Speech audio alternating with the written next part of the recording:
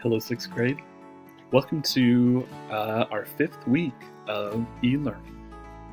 It feels crazy to think that we've been doing this for 4 weeks already, but you guys have been doing a great job, and I'm very impressed. I don't know if I have said this already, but you really are doing a great job stepping up to this challenge, and I think it's a really cool thing to see from your generation.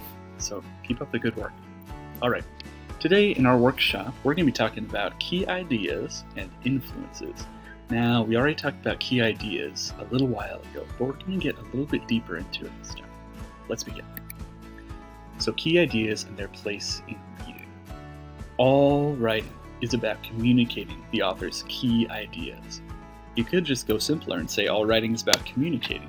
If it's a novel, if it's a news story, if it's a textbook, it's all about the author trying to say something to you, the reader. And what they're trying to say is their key idea. Now, no matter what grade you're in, you're going to have to be able to find the key ideas in texts. So whether you're in middle school, high school, if you go to college, even when you get a job in the future, no matter what job you get, you're going to have to be able to find key ideas in texts. Maybe those key ideas are going to be in instruction manual, maybe they're going to be in paperwork, maybe they're going to be in a novel that you read for English class. No matter what, though, you're going to need these skills so that you can do well in your future. Okay, so let's talk about those skills. The good news is you probably mostly do this automatically. When you read something, you have a good idea of what the key idea is. That's how you understand it and how you're able to answer all those comprehension questions that I ask you at the end of each story. We just need to practice backing up what you think the key idea is. If I asked you, what's the key idea about this story? You might have an answer, but you might have trouble explaining why that's your answer. That's what we're going to work on today. So, the key idea. In any piece of nonfiction, or fiction even, the key idea is the main message the author wants to tell the reader. Alright, pretty simple. By the way, these slides you're about to see, I took them off of the last lesson we did on key ideas. So if they look familiar, that's why. This is just a quick review. Alright, let's look at some examples of what key ideas can look like. If you read a persuasive speech or you hear one that tries to convince people to vote, the key idea would be that voting is an important right for Americans. That's a possible one that can come up. Alright. If you're reading an essay about sports and society, the key idea might be that athletes should be role models. These are just a few examples of what the key ideas could be in different types of writing. So key ideas, they can get stated directly or they can be implied. If they're stated directly, then the author clearly says it somewhere in their piece. Athletes should be role models for their fans. This is our key idea, it's our topic sentence, and all of the rest of the text that comes after this is just going to prove what the key idea is saying. Many young people admire and look up to athletes, which means the athletes can influence what those young people think. Athletes need to make sure that they use that power for good. So all of this in the unbolded text is proving our key idea in the bolded text. Alright, that's easy to find. They can also be implied, though, and that's when the author suggests the key idea through their writing, and you kind of have to guess and use clues to look at what the key idea could be. Let's look at this sentence. Some athletes know that their young fans look up to them, and so they act respectfully and kindly to set an example for their fans. This is a good use of their influence. Now, there's not necessarily one sentence that gives us the key idea here, but we could say that the author's probably trying to tell us that athletes should be good role models. We can tell because down here, the last sentence, they say that this, which is their athletes being a good role model, is something that is good. We'll talk about this a little bit more later. Okay, let's now get into new information about implied ideas. And that new information has to do with key details. Now, this is not key ideas, it's key details. An implied idea, remember, is a suggestion. And to figure that out, we have to look for clues. So, it's kind of like being a detective, except we're not solving a crime or a murder, we're trying to find the key idea by looking at the clues or the key details. All right, let's start our search. So, this is our first case, you could say.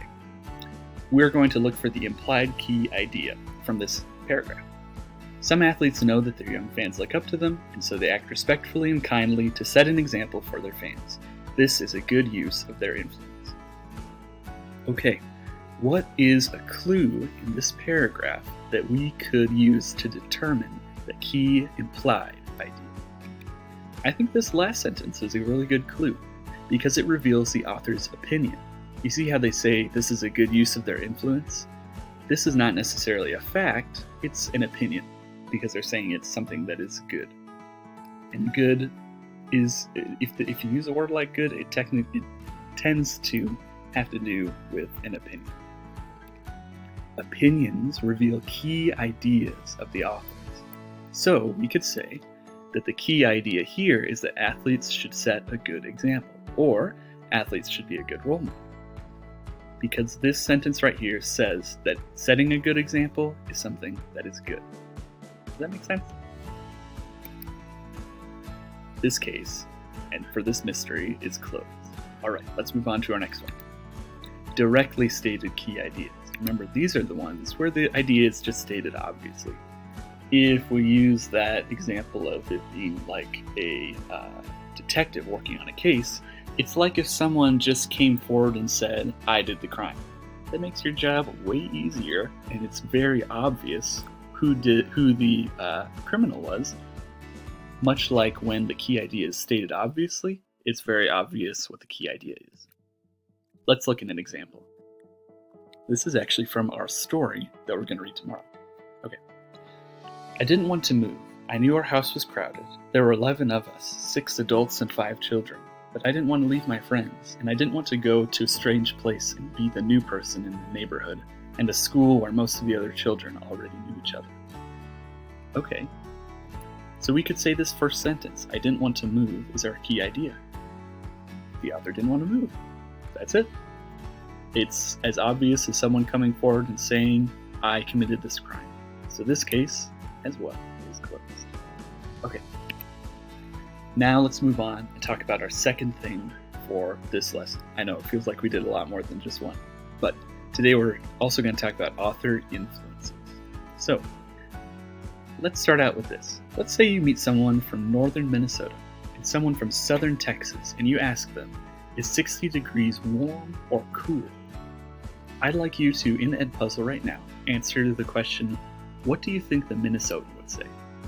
Would the Minnesotan say that 60 degrees is warm or that it's cool? Go ahead and write your answer.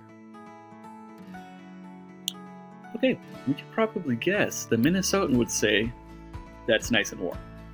And the Texan would say that 60 degrees is chilly. Right now, during the springtime in northern Minnesota, the average temperature is around like 30s or 40s. And in southern Texas, it's around like 80s and 90s. So to 30 degrees, I feel like 60 feels pretty warm. To 90 degrees, I feel like 60 feels pretty chilly. It all depends on where you're from and what influences or affects your environment. So how does that relate to being an author? Well, an author is influenced or affected by the world around them and by their culture. Maybe they're not necessarily affected by the temperature, but that could play into it too, and it'll affect their writing. When we read an autobiography, and remember, autobiography is when an author writes about their own life. It's important for us to know when the author lived and what their life was like, so that we can figure out why they say the things they say. Like if I asked someone, how does your job affect your life?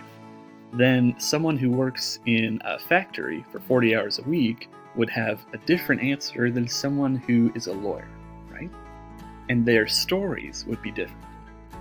It's important for us to see what makes those stories different. Let's look at our author for this coming story. The coming story we're going to read tomorrow is called Langston Terrace, and it's by Eloise Greenfield.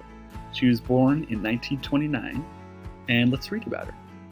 Young Eloise Greenfield loved reading, but she did not enjoy writing. One day, though, she sat down and began to write. Since then, she has published more than 30 books. She once said, "I love words. Sometimes they make me laugh."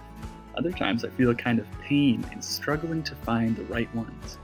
But I keep struggling because I want to do my best, and because I want children to have the best. I have to admit, this right here doesn't give us a whole lot of info about her life and what influenced her in her life. But we do know when she was born, 1929. And we know that in her story, she says she was 8 years old. So if she was born in 1929, and I did my math right, then it was either 1937 or 1938 when the story we're going to read takes place. So that's between World War I and World War II, and it's during the Great Depression. In this story, we're going to hear about a family that doesn't have a lot of money and doesn't have and has to live with a big group of relatives in order to pay rent on the small little apartment that they have. And we're going to learn about how that changes as well. So we can know that the Great Depression especially, is something that affected Eloise Greenfield. I also did a little bit of research and found out that she was very passionate about writing about the real experiences of African American people and promoting equality. When she was an adult, and a young adult, she was living during the Civil Rights era, which is when Martin Luther King Jr. was doing his thing and people were pushing for African Americans to have the same rights as everyone else. So that is going to affect how she writes. But more in this story, I think we're going to see more of this section, how she's passionate about writing about real experiences of African American people. After all, this thing she writes is nonfiction. It really happened. Okay, the last thing we need to do is this. Talk about the purpose, type, and form of this piece of writing. Remember, the purpose is why the author writes what they write. The type is sort of like the style of writing you choose. And the form is the final product. So, Greenfield's purpose is to inform/describe her life. Her style, or her type, is literary nonfiction. And remember, literary nonfiction is just telling a story, but kind of with fancier language, so it almost feels like a fiction story. And then an autobiography is when an author writes about their own life. More specifically, this is an autobiographical sketch. Autobiographical means having to do with an autobiography, and a sketch is just a quick outline. So this is a quick outline about one moment in her life. All right. Thanks for joining me today, 6th grade. Have a good rest of your day, and I'll talk to you tomorrow.